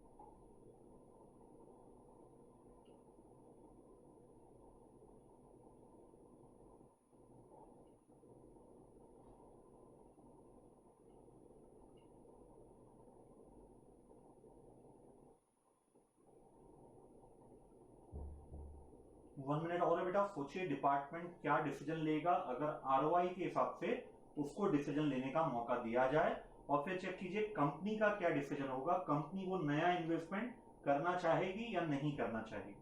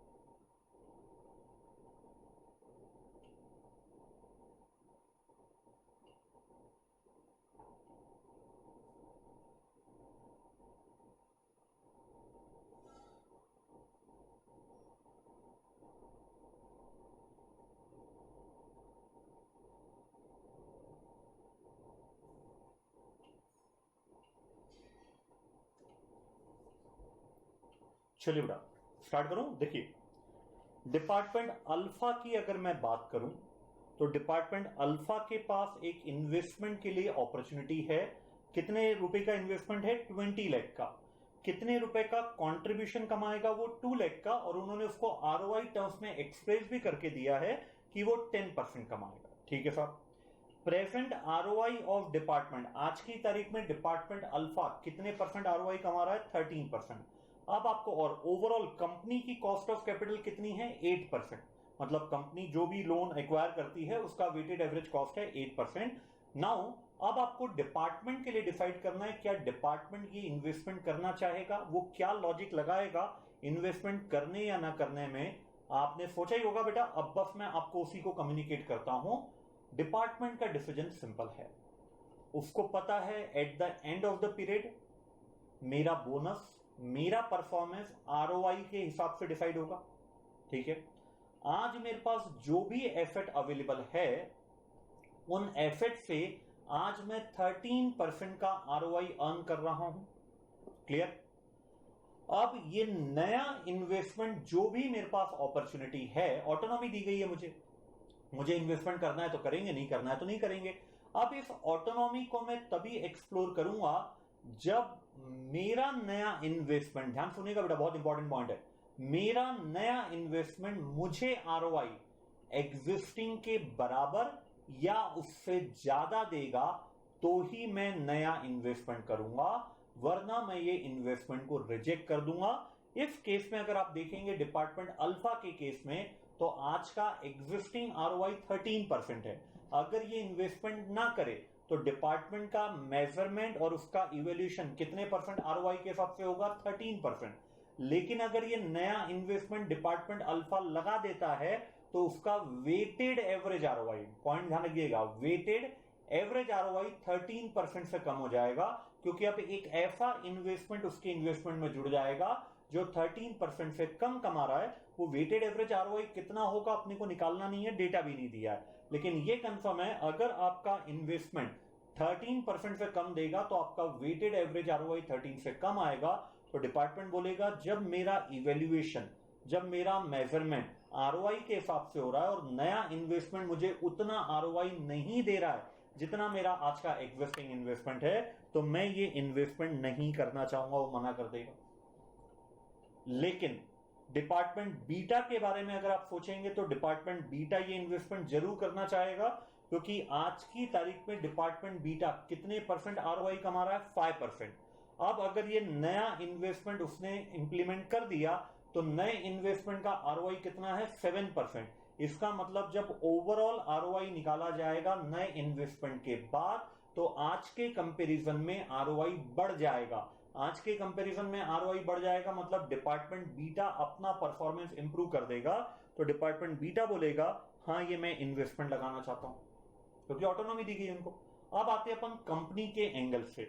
कंपनी की कॉस्ट ऑफ कैपिटल है 8%। ठीक है।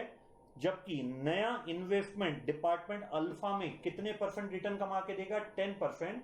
इसका मतलब कंपनी ना सिर्फ अपनी कॉस्ट ऑफ कैपिटल रिकवर कर पाएगी, बल्कि कंपनी के पास जो एडिशनल 2% मार्जिन बचेगा उससे कंपनी अपने प्रॉफिट को और भी इंक्रीज कर पाएगी। तो कंपनी के एंगल से डिपार्टमेंट अल्फा को ये इन्वेस्टमेंट करना चाहिए। कोई डाउट बेटा? बढ़ू आगे। डिपार्टमेंट बीटा की बात करता हूं। कंपनी की कॉस्ट ऑफ कैपिटल 8% है, जबकि डिपार्टमेंट बीटा इस इन्वेस्टमेंट पर सिर्फ हमें 7% कमा के देगा।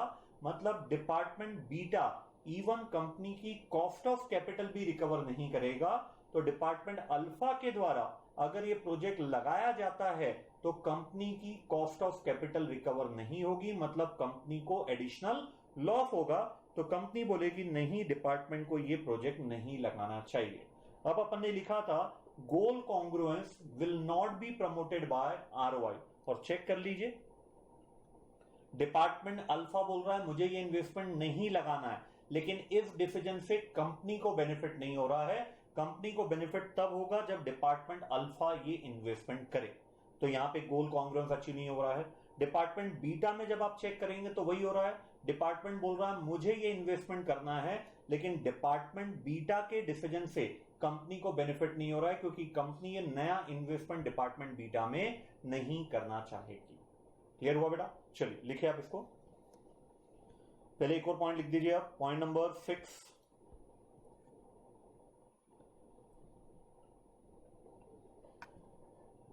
Whenever department performance is measured, whenever 6 point लिखिए, point number 6, whenever department performance is measured through ROI, whenever department performance is measured through ROI, comma, full autonomy is given to departmental manager, full autonomy is given to departmental manager to take investment decision. Full autonomy is given to departmental manager to take investment decision.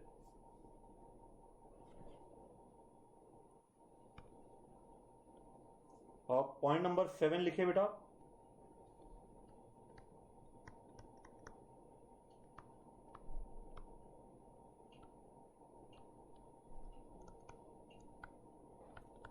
Example of page number 3 of notes.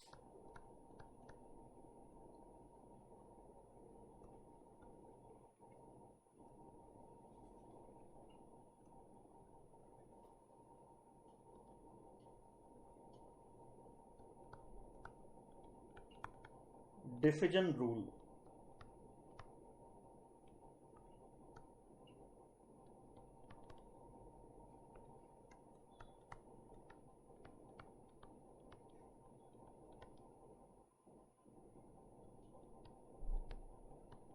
इसमें लिखे बेटा decision rule में department view point.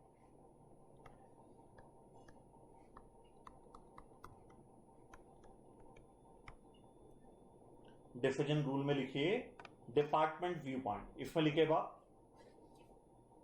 नए project का ROI, नए project का ROI अगर existing ROI से, नए प्रोजेक्ट का आरओआई अगर एग्जिस्टिंग आरओआई से ज्यादा होगा, नए प्रोजेक्ट का आरओआई अगर एग्जिस्टिंग आरओआई से ज्यादा होगा,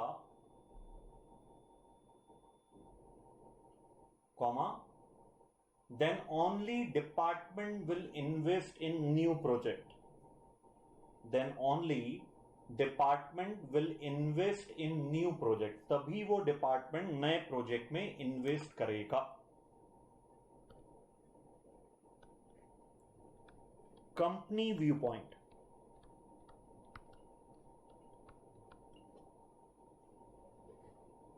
companies view point,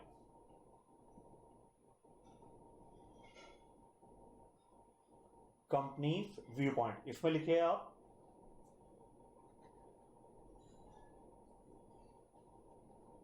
if the ROI of new project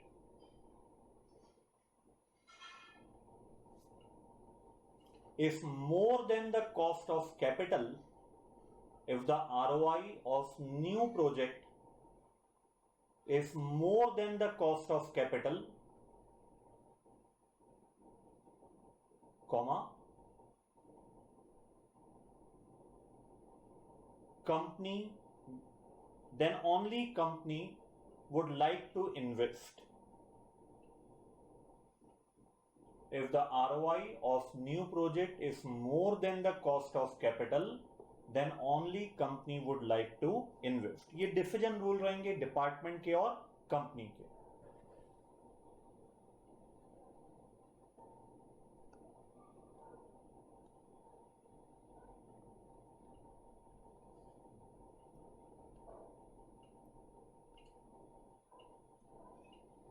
अब हेडिंग दीजिए बेटा आप 2 लाइन ड्रॉप करके decision, decision department alpha and department beta.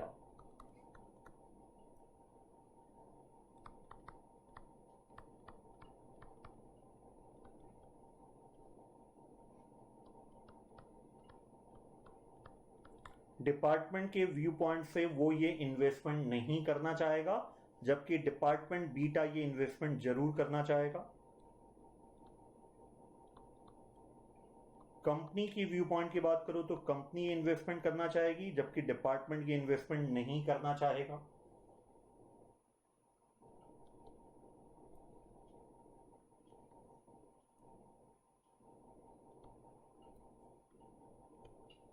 और पॉइंट लिखिए बेटा point number 1,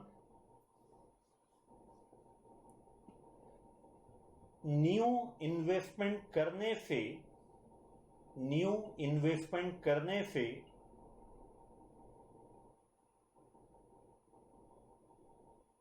weighted average ROI,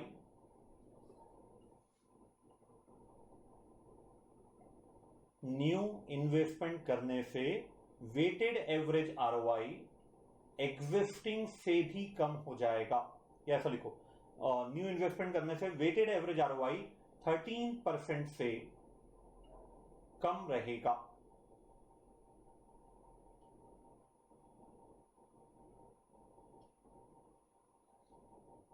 second point लिखे बेटा, न्यू इन्वेस्टमेंट से, सेकेंड पॉइंट, न्यू इन्वेस्टमेंट से weighted average ROI, new investment से वेटेड एवरेज आरओआई इंक्रीज हो जाएगा. न्यू इन्वेस्टमेंट से वेटेड एवरेज आरओआई इंक्रीज हो जाएगा.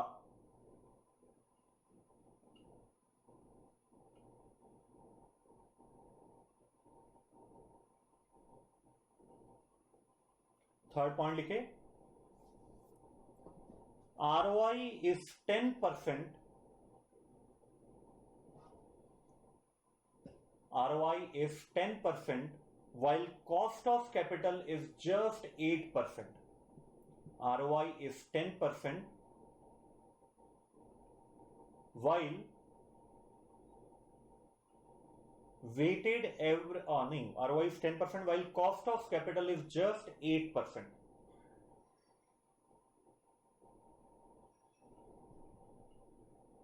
ये डिटेल इसलिए लिख रहे हैं बेटा, आपका अटेम्प्ट कोई अभी आने वाले 6-8 महीने में नहीं है, 2-1 साल आपके अटेम्प्ट को है. तो जब तक आप भूल ना जाओ, क्योंकि जहां आप इंटरप्रिटेशन भूलोगे वहां पे फिर प्रॉब्लम आती है रिवीजन के समय. इसलिए जितना ज्यादा कॉपी में लिखा रहेगा उतना आपको बेनिफिट करेगा वो, है ना. फिर लिखिए last point, point number 4, point number 4 इसमें लिखिए आप, investment ROI is not able to recover, investment ROI is not able to recover cost of capital. Investment ROI is not able to recover cost of capital, वह cost of capital को recover नहीं कर पा रहा है। अब red pen से लिखेगा बेटा, 2 लाइन ड्रॉप करके, गोल कॉन्ग्रुएंस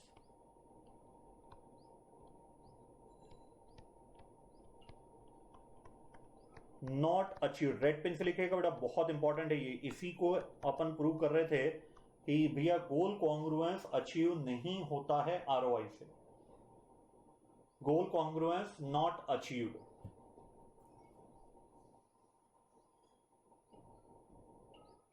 नेक्स्ट लाइन में नॉर्मल पेन में लिखे, डिपार्टमेंट के डिसीजन से कंपनी को बेनिफिट नहीं हो रहा है। डिपार्टमेंट के डिसीजन से कंपनी को बेनिफिट नहीं हो रहा है।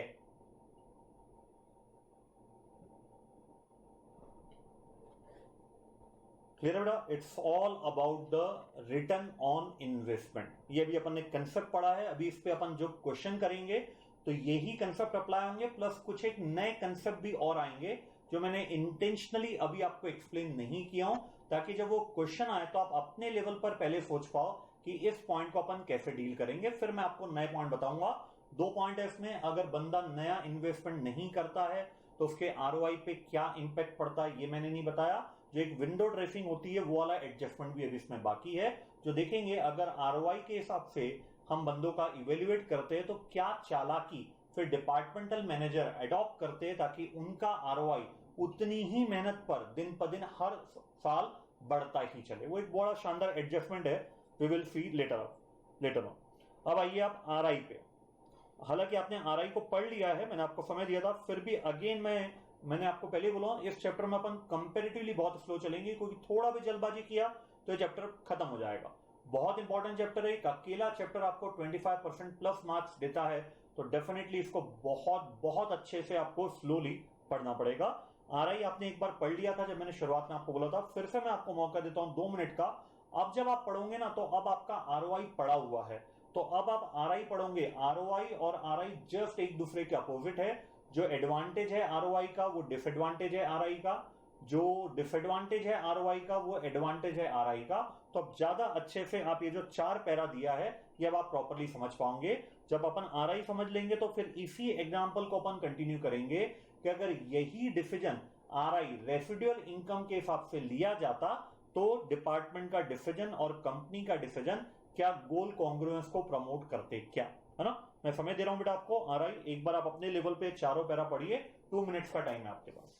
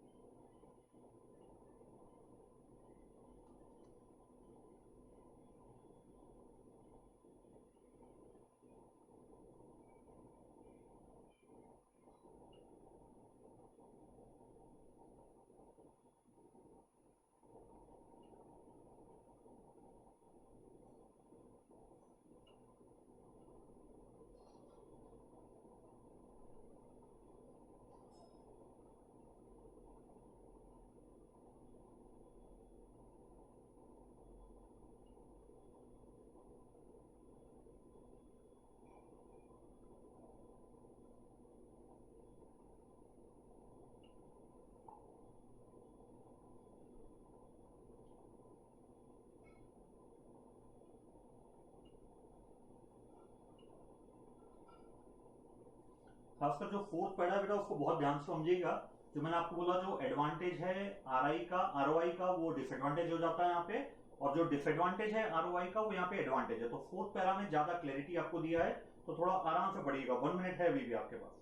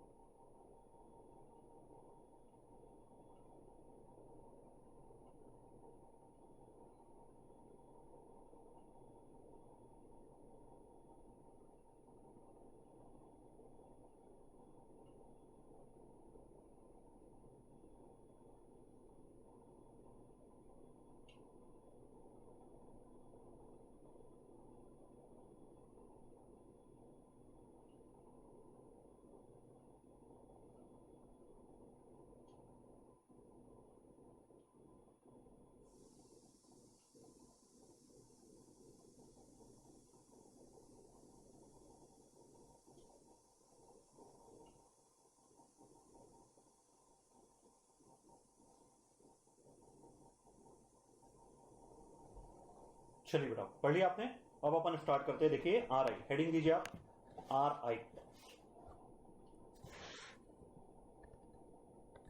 लगभग सुपर प्रॉफिट समान ये कंसेप्ट है जो आपने गुडविल के कैलकुलेशन में मेरे ख्याल से 11th या 12th में गुडविल का कंप्यूटेशन आपने पढ़ा है। सुपर प्रॉफिट उसमें हुआ करता था over and about the existing profit. जो भी हम प्रॉफिट कमाते थे सुपर प्रॉफिट कमाते थे, और सुपर प्रॉफिट को ही गुडविल बोला जाता था। वैसा ही मोर और लेस उस फैमिली को बिलोंग करता है रेसिडुअल इनकम। हेडिंग दीजिए आप कॉपी में residual income.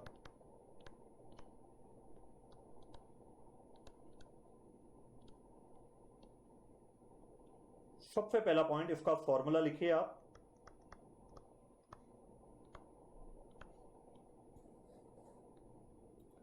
Divisional controllable profit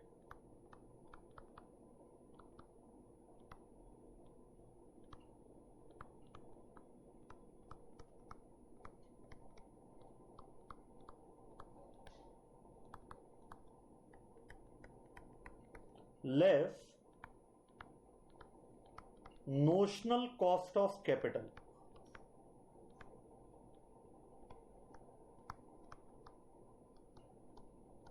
divisional controllable profit less notional cost of capital, ये आएगा डिविजनल कंट्रोलेबल एसेट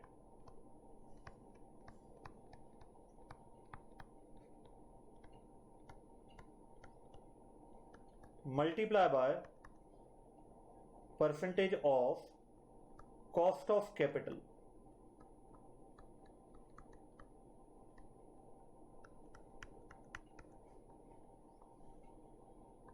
पॉजिटिव और निगेटिव आ रहा है, कुछ भी आ सकता है, डिपेंड करेगा वो कैलकुलेशन के ऊपर कि पॉजिटिव आ रहा है या निगेटिव आ रहा है।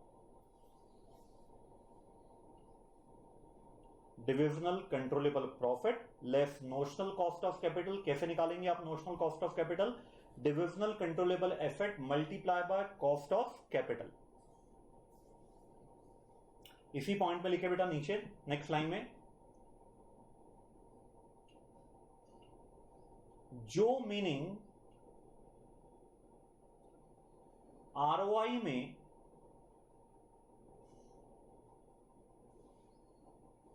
प्रॉफिट और एसेट्स का था, जो मीनिंग आरओआई में, आरओआई को इन्वर्टेड कॉमा में डाल दीजिएगा, जो मीनिंग आरओआई में प्रॉफिट और एसेट्स का था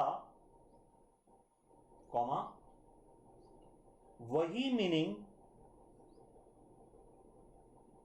मीनिंग इन्वर्टेड कॉमा में लिखे are I, inverted comma close, are आई में भी है। मतलब देखिए बड़ी अच्छी बात है कि अगर मैंने आपको बताया था आरओआई और आरआई कंबाइंडली ही आपसे पूछेगा, ऐसा नहीं होगा कि एक क्वेश्चन सिर्फ आरओआई का आ जाए। उस क्वेश्चन में एक रिक्वायरमेंट पार्ट में आपको आरओआई पूछेगा, दूसरे रिक्वायरमेंट पार्ट में आरआई पूछेगा। तो आरओआई के लिए अगर आपने कंट्रोलेबल प्रॉफिट निकाला है, वही कंट्रोलेबल प्रॉफिट रेसिडुअल इनकम में आएगा। आरआई के लिए आपने एसेट निकाला है, वही एसेट आपने वो आरओआई के लिए आपने वो एफर्ट निकाला है, वही आरओआई की एफर्ट आपके आरआई में काम आएगी। मतलब कंप्यूटेशन पूरी तरह से सेम है, सिर्फ सोचने का तरीका यहाँ पे बदल जाता है। उसको हम रिलेटिव टर्म्स में एक्सप्रेस करते थे, इसको हम एब्सोल्यूट टर्म्स में एक्सप्रेस करेंगे, है ना। पॉजिटिव आरआई आ रहा है और नाम ही क्या देखिए, इनकम नहीं, रेसिडुअल इनकम। मतलब नोशनल कॉस्ट ऑफ कैपिटल के बाद भी क्या आप कुछ एडिशनल कमा के दे रहे हो। अगर आपने एडिशनल कमा के दिया है तो कंपनी बोलेगी हाँ आपका परफॉर्मेंस बेटर रहा है, yes you are eligible for bonus या you are eligible for increment in your promotion, है ना। चलिए सेकेंड पॉइंट लिखे, it is expressed in absolute terms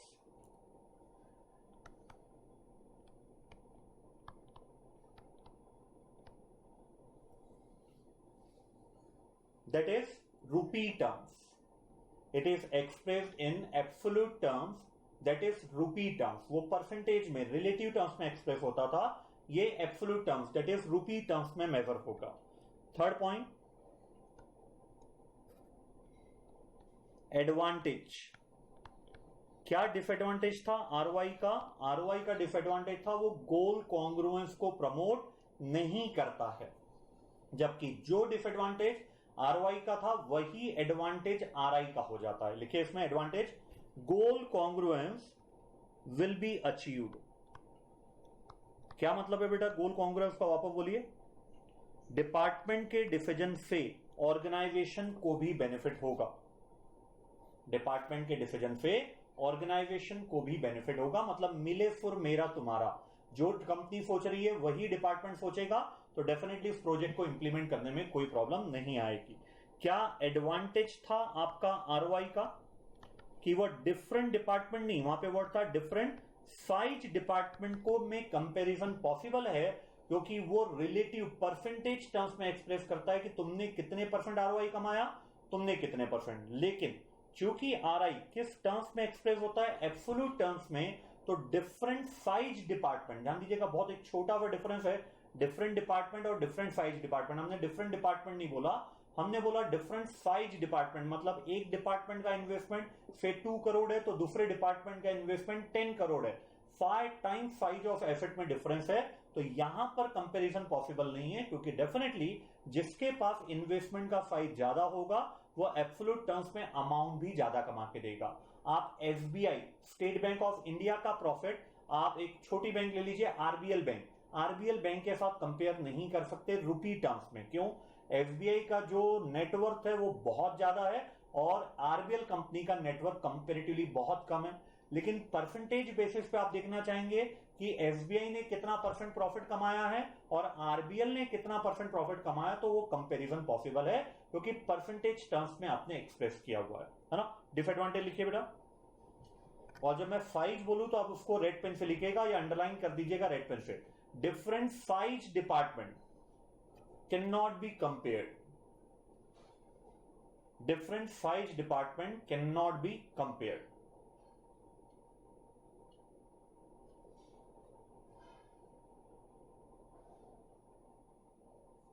different size department can not be compared. अब एक काम कीजिए बेटा, सेम एग्जांपल आप कंटिन्यू कीजिए जो अपन ने जस्ट अभी अभी कंप्लीट किया था आरओआई के हिसाब से। मैं आपको स्ट्रक्चर बता देता हूं, आप अपनी रफ कॉपी निकालिए, रफ कॉपी में आपको डील करना है, फिर मैं इसको पूरा फेयर कॉपी में कराऊंगा। लेकिन पहले आप इसके बारे में सोचिए। सबसे पहले आप दोनों डिपार्टमेंट का इंडिविजुअली आरआई निकाले, रेसिडुअल इनकम, जो मैंने आपको फॉर्मूला दिया हूं। अगर पॉजिटिव रेसिडुअल इनकम आ रहा है तो डिपार्टमेंट वो इन्वेस्टमेंट करना चाहेगा क्योंकि उसका परफॉर्मेंस मेजर और बेटर हो जाएगा। निगेटिव आरआई आ रहा है तो बोलेगा नहीं मुझे ये इन्वेस्टमेंट नहीं करना है, जो मेरा इवेल्युएशन है वो और भी निगेटिव हो जाएगा। तो उसके हिसाब से आप डिसाइड कीजिए कि डिपार्टमेंट आरआई को हिसाब से इन्वेस्टमेंट करना चाहेगा, नया इन्वेस्टमेंट, या नहीं करना चाहेगा। और कंपनी का तो जस्ट जैसा अभी आपने सोचा था अभी भी वैसा ही है कि कॉस्ट ऑफ कैपिटल अगर वो रिकवर करके दे दे तो कंपनी वो इन्वेस्टमेंट करना चाहेगी। एक बार आप अपने लेवल पर इसको रफ पेज में ट्राई करके देखिए, आपको ये अल्टीमेटली प्रूव करना है जो एडवांटेज है आरआई का कि इससे गोल कॉन्ग्रुएंस प्रमोट होता है। मतलब डिपार्टमेंट जो डिसीजन ले रहा है उससे न सिर्फ उस डिपार्टमेंट को बेनिफिट हो रहा है बल्कि कंपनी को भी eight the same time benefit हो रहा है। मैं आपको दे रहा हूं बेटा पूरे 4 मिनट, आप आरआई निकाले, आरआई के बेसिस पर आप डिसाइड कर लेंगे कि डिपार्टमेंट का क्या डिसीजन है टुवर्ड्स न्यू इन्वेस्टमेंट, और कंपनी का तो डिसीजन आपने ऑलरेडी जो सीखा था लास्ट क्वेश्चन में वही इस क्वेश्चन में भी आरआई के केस में भी वही तरीका है। मेन चेक कीजिए क्या गोल कॉन्ग्रुएंस अचीव हो रहा है या नहीं हो रहा है। मैं समय दे रहा हूं आपको, ट्राई कीजिए बेटा।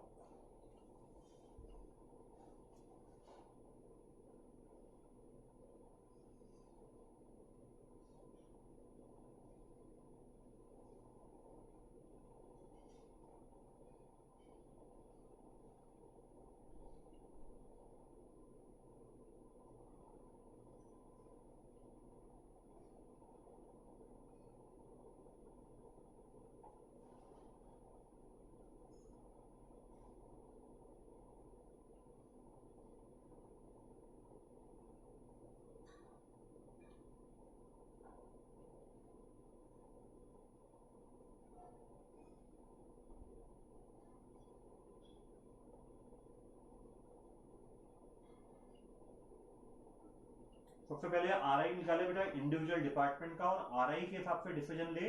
पॉजिटिव आरआई आ रहा है तो डिपार्टमेंट इन्वेस्टमेंट करना चाहेगा, निगेटिव आरआई आ रहा है तो इन्वेस्टमेंट नहीं करना चाहेगा, और कंपनी के एंगल से तो वही कॉस्ट ऑफ कैपिटल रिकवर हो रही है या नहीं हो रही है।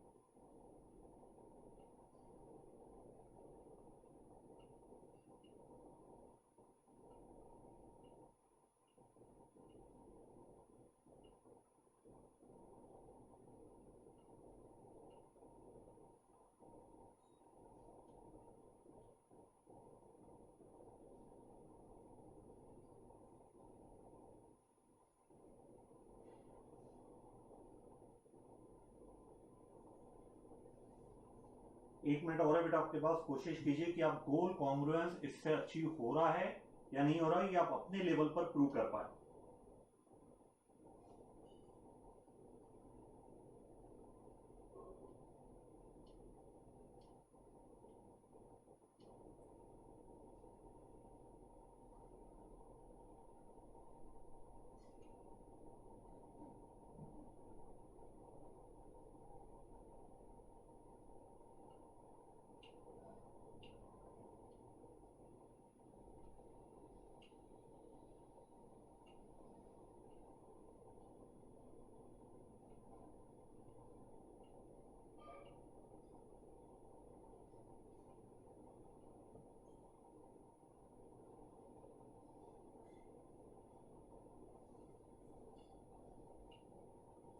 चलिए बेटा स्टार्ट करूं। तो अब यहां पे हेडिंग दीजिए आप 5वां point, example of page number 3।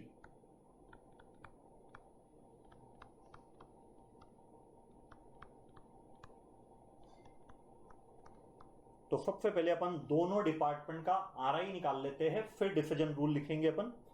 लिखिए कंप्यूटेशन ऑफ आरआई, हेडिंग दीजिए बेटा आप, कंप्यूटेशन ऑफ आरआई, फिर ऐसे 3 कॉलम बनाइए आप। कंट्रोलेबल प्रॉफिट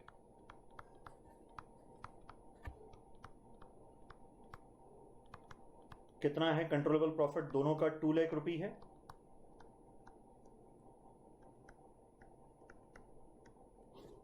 नहीं, कंट्रोलेबल प्रॉफिट 2 लाख रुपए नहीं है। डिपार्टमेंट अल्फा का 2 लाख रुपए और डिपार्टमेंट बीटा का 1.4 लाख रुपए है। ओके, डिपार्टमेंट बीटा का 1.4 लाख रुपए है। Less notional cost of capital, मतलब इतने तो रुपए इनको रिकवर करके देने ही देने हैं। यह आएगा भाई 20 लाख का 10%, सॉरी 10 नहीं 8%, 20 लाख का 8%, और यहां पे भी इन्वेस्टमेंट 20 लाख है। कॉस्ट ऑफ कैपिटल कंपनी की अभी भी 8% है। तो जब आप आरआई निकालेंगे रेसिडुअल इनकम, तो आपको यहां पे 40,000 प्लस का रेसिडुअल इनकम मिलेगा, जबकि यहां पे 20,000 का रेसिडुअल इनकम मिलेगा। ये हो गया computation of RI.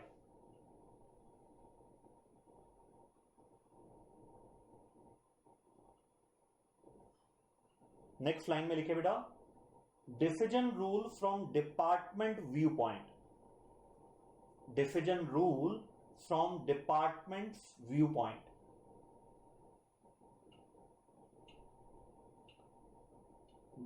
Decision rule from department view point, department view point से डिसीजन कैसे लिया जाएगा।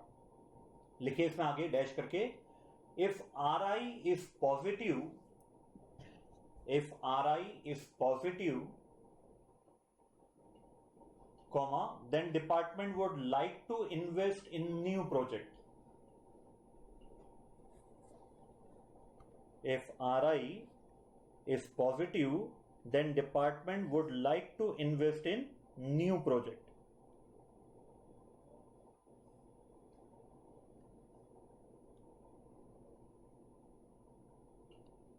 चलिए लिखिए बेटा आप, नेक्स्ट लाइन हेडिंग दीजिए आप, डिसीजन। फाइनली अब डिसीजन क्या हुआ? Department alpha, department beta, department view point, decision of new investment,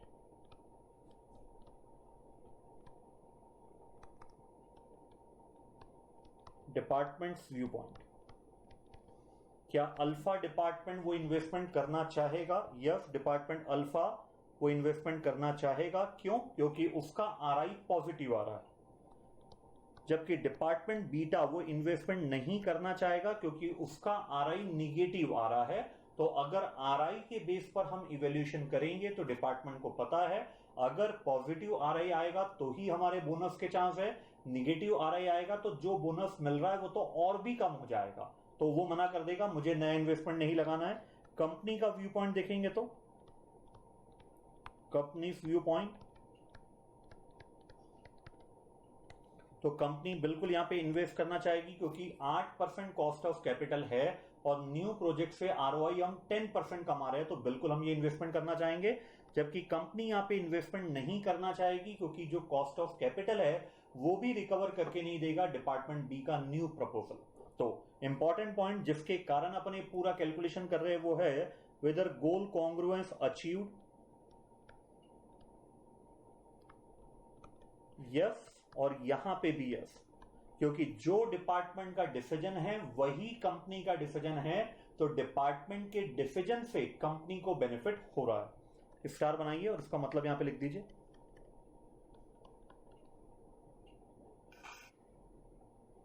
जो डिपार्टमेंट का डिसीजन है, जो डिपार्टमेंट का डिसीजन है